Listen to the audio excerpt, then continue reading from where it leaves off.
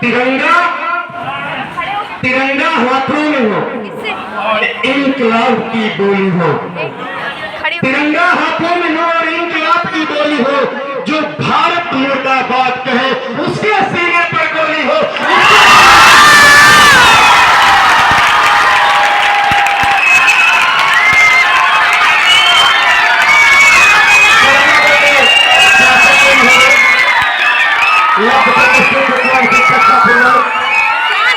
और आए हुए हमारे प्यारे अतिथिगण और प्यारे देश के नौजवान पुरुष, आप सबको आज इस स्वतंत्रता दिवस की 78वीं वर्षगांठ की हार्दिक शुभकामनाएं एवं बधाई देता हूं।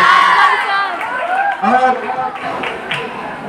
साथियों, प्यारे बच्चों, ये सर्वविदित है कि ये आजादी जैसा आज हम उत्सव मना रहे हैं, ये हमें सोने की थाल में सजी सजाई नहीं मिली है। इसके लिए हमारे पूर्वजों ने, इस देश के क्रांतिकारियों ने, वीर सपूतों ने अपने रक्त की अंतिम बूंद झुकाकर, गिराकर, कटवाकर, सर कटवाकर पाई है, अपने प्राणों की आहुति देकर पाई है। और उनके बलिदान से ही आज हमारा सिर पूरे संसार में चमकता रहता है। आज हमारे भारतवंशी हिंदुस्तानी की एक पहचान उनके बलिदानों के कारण ही है। न पूछो जमाने से क्या हमारी कहानी है, बस हमारी पहचान तो इतनी है कि हम हिंदुस्तानी हैं।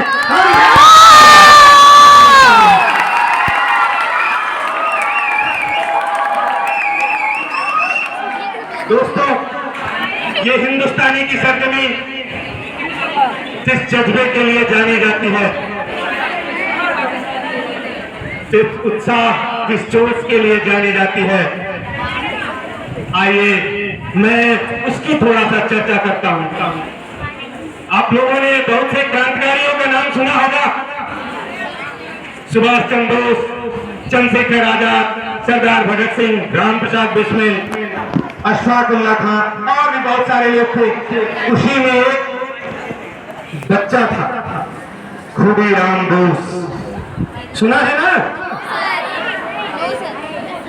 खुदीराम बोस का जन्म 3 दिसंबर 1889 को हुआ था और बेचारे को मुजफ्फरपुर षड्यंत्र केस में फांसी की सजा हो गई। और उस समय उसकी एज मात्र 18 वर्ष 8 महीने 8 दिन की थी। अर्थात 11 अगस्त 1908 को खुदीराम बोस को फांसी की सजा हुई। जब खुदीराम बोस को फांसी पे चढ़ाया जा रहा था तो उस समय उनकी अंतिम इच्छा के स्वरूप उनकी मां से मिलाया गया। मां का ममता, कोमल हृदय रो पड़ता। मां को रोते हुए देखकर खुदीराम बोस कहते हैं, रो मत मां, ये खुदीराम बोस मरेगा नहीं। मेरे जैसे हजारों करोड़ों लाखों खुदीराम बोस पैदा होंगे।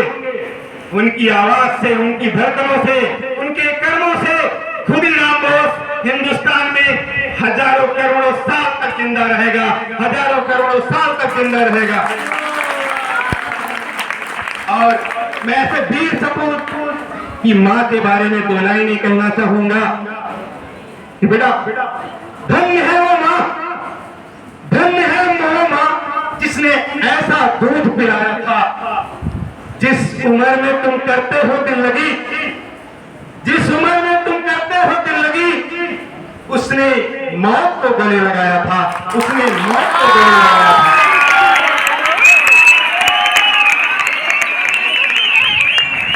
और मौत का नाम सुनकर तुम्हारे रोंगटे कांप जाते होंगे, और मौत का नाम सुनकर तुम्हारे रोंगटे कांप जाते होंगे, लेकिन उसने हंसते हुए फांसी को गले लगाया था, उसने हंसते हुए फांसी को गले लगाया था।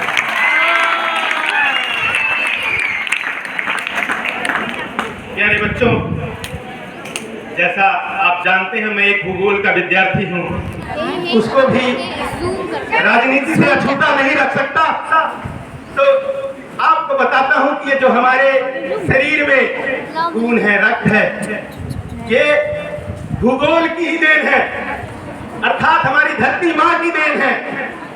इस धरती माँ से जो उपज होता है, जो हम खाते हैं, उसी से हम शक्तिमान बनते हैं, दुश्मनों से लोहा लेते हैं, इनके दांत खट्टे कर देते हैं।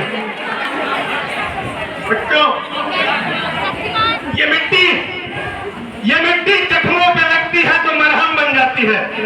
आप लोगों ने बचपन में सुना होगा कि जब हमारा हाथ कट जाता है थोड़ा सा, तो मिट्टी लगा लेते थे ब्लड को बंद करने के लिए।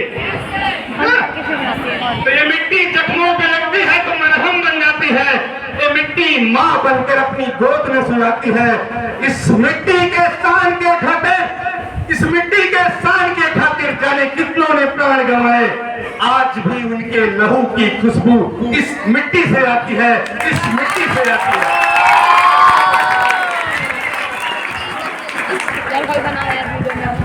दोस्तों, हम सब भारतवासी के रग रग में, खून की एक एक बूंद में कूद कूद करके देश प्रेम भरा हुआ है। और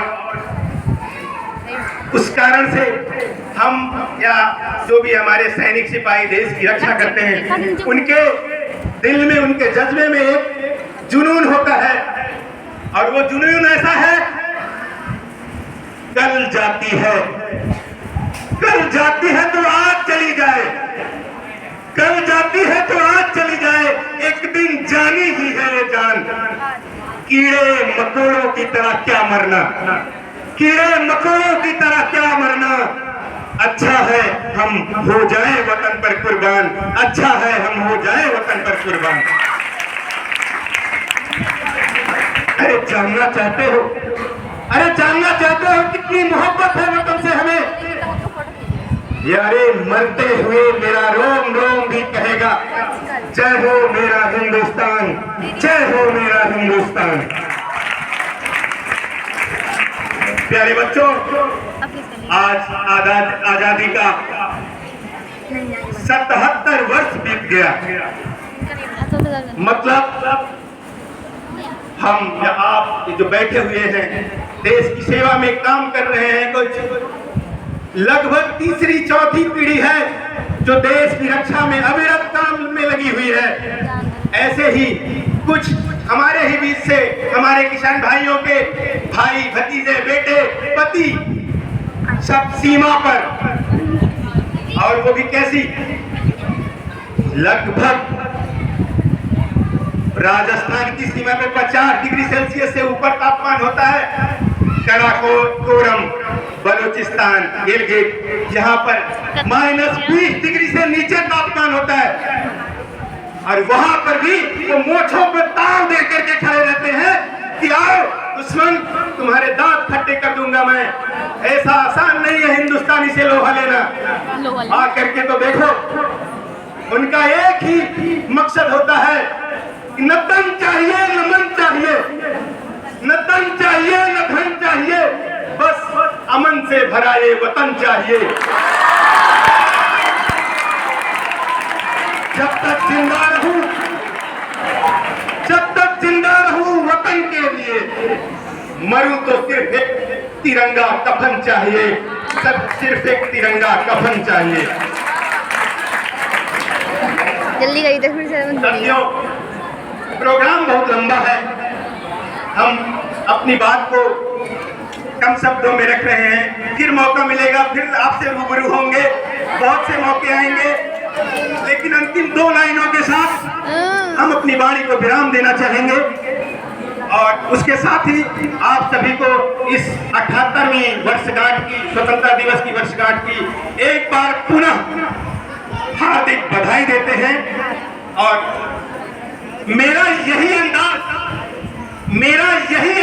जमाने को खलता है कि मेरा चिराग हवा के साथ क्यों जलता है। कहता है हरिओम, कहता है हरिओम, मेरे शहर में गंगा बहने दो, ये लाल हरे में क्यों बांट रहे, मेरे छत पे सिर्फ तिरंगा फहरने दो।